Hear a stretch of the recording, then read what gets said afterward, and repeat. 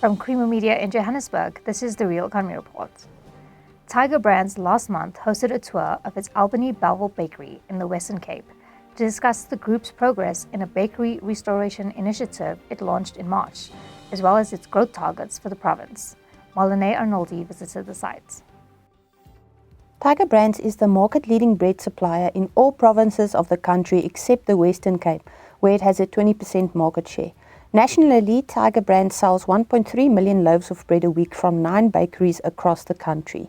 The Belville bakery has the capacity to produce 12,000 loaves an hour on 2 baking lines, with the 3-hour baking process starting with raw material unloading, mixing with water, dough division and rounding before it undergoes molding, rising and baking.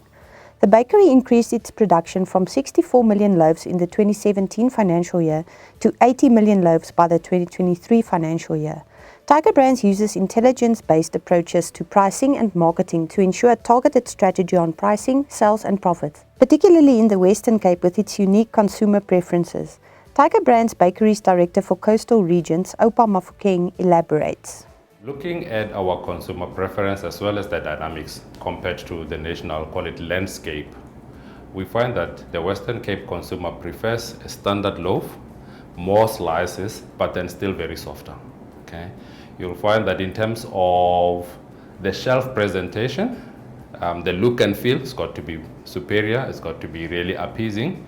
Number 2, you've got the consumer that says, give me a quality loaf that is soft, both in texture, in feel. Give me a quality loaf on time, in full, in terms of affordability. Then I'm going to go into the third part.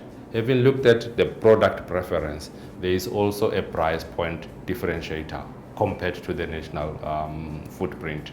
We tend to have a more higher price conscious in the Western Cape compared to the inland market. And that has really cost businesses, industries to try and meet the consumer needs within our Western Cape market. Tiger Brands ultimately aims to have Albany become South Africa's most loved bread brand by being the lowest per unit cost producer and delivering superior quality with a relentless focus on efficiencies to drive sustainable and profitable growth. Tiger Brands has evolved its Albany brand positioning to be more real and relevant to consumers and their daily lives, as well as making more positive community impacts. Mofokeng shares his insight. Industries, or let's call it businesses and bakeries, we've been more trader conscious. Our marketing was focused on in-house as well as the trader themselves. Of recent, we are looking at connecting with the consumers, the communities that we serve. Hence why we see a lot of outreach programs, positioning brands ahead, and Albany is really stepping up in that particular space. Number 2, we are seeing the consumer saying, connect with me to be top of mind. Competition has become a bit rife. Bread is available in the form and quality, but then what is that value proposition for Albany to connect with the communities? Be top of mind, be available, be present, and not only through the shelves, but through community initiatives. We've got schools, we've got orphanages and old age homes that we are partnering with. And also those that are underprivileged, not only the underprivileged, but then we are looking at partnering through activity and events within our Western Cape market. That's how we're connecting to the hearts of our customers, consumers and employees. The company's bakery restoration initiative has been focused on recovering volumes in the inland region, reducing stock-keeping unit complexity, optimizing depots, benchmarking bakeries, managing revenues better, delivering consistent quality and reducing costs. Tiger Brands Bakeries MD Quinton Swart tells us more.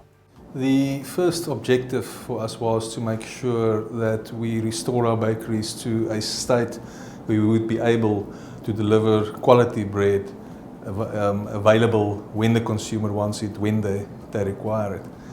And the focus has really been to make sure that our maintenance programs are getting much more attention.